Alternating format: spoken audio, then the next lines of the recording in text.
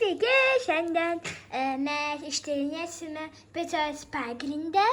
Tai yra svarbiausia picos dalis. Jei jis geras, pica bus minkšta viduje ir traški išorėje. Va čia labai traški. Jo, žiūrėkit. Burbaliukai ten yra.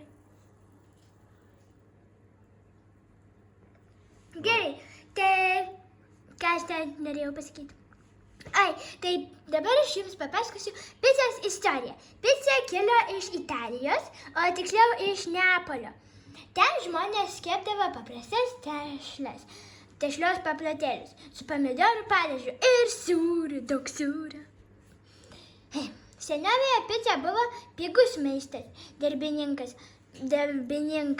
bet dabar ją mėgsta visi, netgi aš, netgi mūsų griauštelis. Taip, griauštelė. Dar, kodėl tešla turi kilti? Kai dedame mieles, jos pradeda valgyti cukrų ir pagamina dujas. Todėl tešla išsipučia ir tampa puri. Jei neduotume laiko pakilti, pica būtų kieta kaip akmuo. Traški ar minkšta pica. Jei nori traškios picos, tešlą reikia iškočioti. Va taip iškočioti. Ploniai. Va taip ploniai. Maždaug va tokio plonumo. Jo, manau, taip, jo. Va taip kaip čia. Jo. Tada ir kepti labai karštoje orkaitėje. Apie 220 laipsnių arba 250 laipsnių Celsijaus.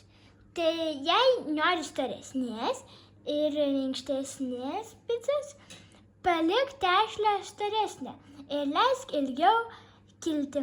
Maždaug tokio storio. Kaip 3 tokios. Jo. Taip, įdomus faktas. Italijoje yra griežtos taisyklės, kaip turi būti kepama tikra neapolietiška pica. Ji turi būti iškepta per 90 sekundžių krosnyje. Jūs įsivaizduojat, 90 sekundžių. Čia 1 minutė ir keletas sekundžių.